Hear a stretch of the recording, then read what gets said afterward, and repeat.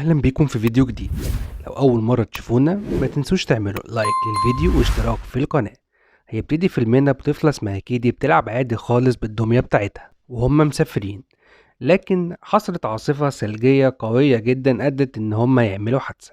ودي خالة كيدي واسمها جيما، وهي مخترعة روبوتات وعرايس بافكار مبتكرة جديدة، وفي الوقت ده كانت بتجهز فعلا ان هي تعمل دمية جديدة. وهي بتجربها دخل عليها مديرها وقال لها انت بتعملي ايه؟ قالت له تعالى اوريك اختراعي الجديد. لكن في الاخر العروسة هنجت وانفجرت كمان، واتضايق منها مديرها وقال لها في ظرف يومين تكون اخترعتي لي حاجة تانية. وفي اللحظة دي جالها مكالمة من المستشفى يقولوا لها ان اختك وجوزها وبنتهم عملوا حادثة ادت ان اختك وجوزها ماتوا، وكيدي هي اللي عاشت وانت الوصية عليها دلوقتي. وبدأت فعلا تاخدها بيتها عشان تعيش معاها. لكن جيما كان عندها جارة رخمة عندها كلب مفترس كل شوية يعمل لها مشكلة. بعد كده ورت كيدي الأوضة بتاعتها وبدأت كمان توريها اختراعاتها، وده إنسان آلي مسمياه بروس، وعجب كيدي جدا. وبعد كده جيما وأصحابها بدأوا يشتغلوا ليل نهار عشان يخترعوا الدمية الجديدة في أسرع وقت ممكن، لحد ما اخترعوا فعلا دمية اسمها ميجان. وبدأ مدير جيما يشوفها وكله اندهش من شكلها وطريقة تعاملها اللي أكنه واقعي جدا، وكمان أدهشتهم إنها رسمت كيدي في ثواني. وكيدي وجيما خدوها البيت تعيش معاهم وبدأت تاخد بالها فعلا من كيدي بدرجة كبيرة جدا، وكمان بدأت تعمل لها حاجات كتير وتلعب وترقص معاها وتحكي لها قصص. وكمان بدأت تتناقش جيما مع صاحبتها عن اللي بتعمله ميجان الدمية، فقالت لها المفروض إننا بنخترع حاجة تبقى وسيلة ترفيه للطفل وأداة دعم للأهل مش تستبدل الأهل. قالت لها ان اهم حاجة عندي ان كيدي بتحبها ونفسيتها بتتحسن معاها ودلوقتي بقت افضل. وهنيجي اللقطة تانية وكيدي بتلعب بره بالسهم بتاعها، ففي سهم ضاع وطلبت من ميجان ان هي تشوفه لها، فلقيته عند السور اللي عند جارتهم الرخمة، فجاية تمد ايديها تاخده راح الكلب عضها جامد، وجت كيدي كمان تشد ميجان راح عض كيدي هي كمان وصوتت، وجت جيما انقذتها وزعقت لجارتهم وبلغت الشرطة عليهم. وفي الاخر ميجان بصت لها بصة شريرة اللي بدأت في الوقت ده البرمجة بتاعتها هتتغير لأفكار تانية شريرة، وجت بالليل ندهت على دوي الكلب فعملت له فخ واتخلصت منه، وبدأت جارتها تدور عليه الصبح بس طبعا ما لقيتهوش عشان كانت ميجان موتته.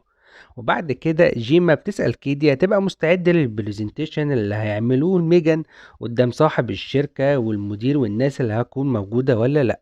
قالت لها تمام. وفعلا بدأ العرض وعملوا عرض حقيقي ومؤثر وعاطفي جدا أبهر الناس اللي قاعدة كلها، وده خلى صاحب الشركة يعرض على جيما تعديل عقدها وزيادة مرتبها. وفي اللقطة دي كيرت كان بيحاول يسرق ملفات ميجان اللي اتخض أول ما شاف ديفيد المدير قدامه. وبعد كده بدأت تعتذر جيما لكيدي عن إنها خدتها في وقت تعمل فيه برزنتيشن وهي مش مستعدة، لكن قالت لها كيدي بالعكس أنا مبسوطة إن العرض نجح. وبعد كده بدأت تجيب جيما لكيدي دكتورة نفسية تديلها جلسات اللي اتخضت كتير جدا من شكل وطريقة تعامل ميجان معاها. وبدأت الدكتورة تنصح جيما وتقول لها إن الإنسان بعد موت والديه بيتعلق بأول شخص بيدخل حياته بعدهم، وإن لازم تكون إنتي مش الدمية دي.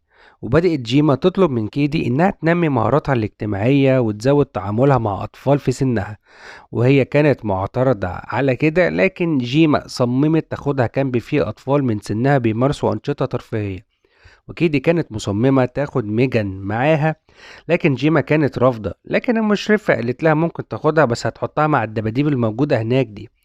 وفعلا بدأوا يمارسوا أنشطة ويتقسموا الفريق، وكيدي بقت مع الولد ده في فريق واحد، لكن هو كان واد رخم بيضايقها. فجأة لقوا ميجان قدامهم وهو انبهر بيها وخدها وجري وبدأ يوقعها على الأرض ويضربها، لكن هي صحت له وشدت ودان جامد جدا وكمان خلعتها في ايديها. وبعد كده قام يجري وهي فضلت تجري وراه زي الكلب كده لحد ما في عربية خبطته على الشارع ومات كمان. وبدأت كيدي تقول لميجان هو الولد ده دلوقتي في مكان احسن زي ما قالت جيما؟ قالت لها لا، الولد ده مش في اي حتة، ده لا هيورد ده لا على جنة ولا على نار. وفي اللقطة دي بدأت جارتهم لسه بتدور على كلبها وسمعت صوت في غرفة كده، دخلتها لقت ميجان موجودة فيها، راحت فضلت تضرب فيها لحد ما ميجان اتخلصت منها هي كمان. وبدأت الشرطة تحقق في الموضوع ويقولوا لها انت كنت فين امبارح يا جيما؟ قالت لهم انا كنت نايمة، بس قالوا لها ده الاسبوع اللي فات حصلت جريمة برضه طفل في مكان كنت انت فيه. قالت لهم دي كانت حادثة، وطبعا ده قضاء وقدر. وبدأت تحس جيما ان في حاجة مش طبيعية في ميجان. بدأت تخش على الذاكرة الداخلية بتاعتها، لكن لقت كل حاجة في وقت الجرايم دي ممسوحة. وكمان لقت ميجان دخلت عليها فجأة وخضتها وعمالة بتديها أمر للأطفاء مش بتطفي. راحت طفتها يدوي وغلفتها ولزقتها وخدتها على مقر الشركة تاني تشوف ايه الغلط اللي فيها. وكيدي اتضايقت جدا ان ميجان مربوطة بالطريقة دي، وكمان بسبب تعلقها بيها مش قادرة تسيبها. وجيما قالت لها العبي بألعابك التانية. وكيدي معترضة، وبدأت جيما تحكي لأصحابها عن اللي حصل كله. هما بيقولوا لها ازاي عروسة طولها متر وربع هتقتل يعني يا جيما؟ وطبعا لكن جيما مصممة تعطلها وتوقف الاختراع ده. لكن كان صاحب الشركة والمدير عملوا إعلانات ودعاية ليوم انطلاق الدمية دي. وزميلتها بدأت تكلمها وتقول لها انت فين؟ ديفيد بيسأل عليك وهيتجنن، لازم تيجي علشان افتتاح المشروع بتاعك. لكن هي خدت كيدي ومشيت. وصاحبتها كانت رابطة ميجان وبدأت تشوف حاجة على الكمبيوتر بتاعها. صاحبها قال لها ايه ده؟ دي رسالة اعتراض مكالمات. فهي قالت اكيد ميجان السبب، روح بسرعة شلها الكابلات اللي في جسمها دي. وهو بيشلها الكابلات ميجان فكت نفسها وخنقته، وكمان سربت لهم مواد تسبب الاشتعال. لكن زميلته انقذته. وميجان طلعت بره لقت ديفيد المدير قدامها، جريت وراه وموتته. موتت كمان كيرت صاحبه.